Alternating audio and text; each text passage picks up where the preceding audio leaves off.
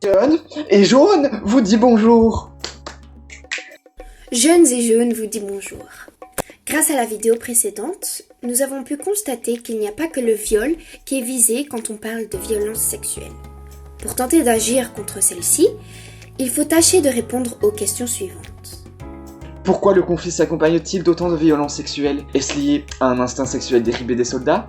Ou y aurait-il une stratégie derrière tout ça? Écoutons ce qu'en pense notre expert des Nations Unies. C'est une étape importante avant de nous intéresser dans la vidéo suivante à l'identité des victimes de ces violences. Donc, comme vous avez posé la question, Monsieur Galland, quelles sont les raisons? Les violences sexuelles étaient destinées à soumettre et à mépriser, à humilier, à déshumaniser et à détruire la dignité des victimes de manière permanente, car les viols étaient souvent commis en public ou sous les yeux des membres de la famille de la victime. Les victimes sont reléguées au rang d'objets dont on peut user et abuser. Les violences sexuelles visent également à punir les femmes soupçonnées de faire du commerce avec des membres des groupes ennemis. Elles étaient destinées également à terroriser la population, car le viol est utilisé comme mesure de représailles à l'encontre de familles soupçonnées d'être des alliés de l'ennemi ou de donner ou de vendre de la nourriture à l'ennemi.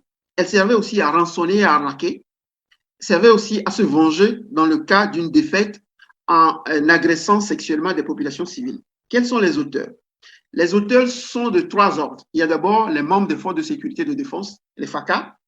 Il y a ensuite les groupes armés. Et depuis 2003, il y a énormément de groupes armés, des groupuscules qui ne sont pas identifiés, qui ont commis des actes de violence sexuelle. Il y a notamment le mouvement de libération du Congo, MLC, de Jean-Pierre Bemba, les forces loyales au président Patassé qui ont commis des viols collectifs sur plusieurs femmes, que ce soit à Mugumba, à Bossangoa, à Damara, en 2002, entre 2002 et 2003. Il y a les Séléka et les ex-Séléka, il y a les groupes anti-Baraka, il y a l'Union des forces démocratiques pour le rassemblement, l'UFDR, il y a la Convention des patriotes pour la justice et la paix, CPJP, il y a les Arangina, mais il y a également les groupes armés qui ont signé l'accord de paix du 6 février 2019 que j'ai mentionné plus tôt, les 3R de Sidiki, qui ont commis énormément de violences sexuelles à Niem. Par exemple, en mai 2017, il y a l'UPC d'Ali Darassa, il y a le MPC, il y a le RPRC,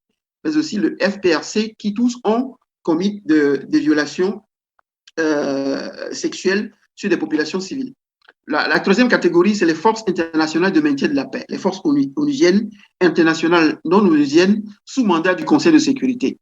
Il a été documenté que de décembre 2013 à juin 2014, des violences sexuelles ont impliqué des éléments de la MISCA, des forces françaises, des forces de l'Union européenne, donc l'Eurofor RCA, qui a été déployé en vertu des résolutions du Conseil de sécurité.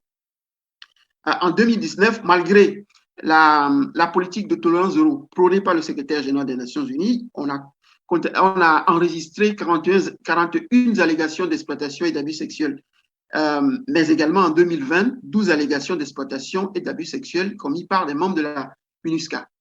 Il y a d'autres forces également, des forces non onusiennes telles que l'armée nationale tchadienne, mais également les forces de défense du peuple ougandais, notamment en 2016.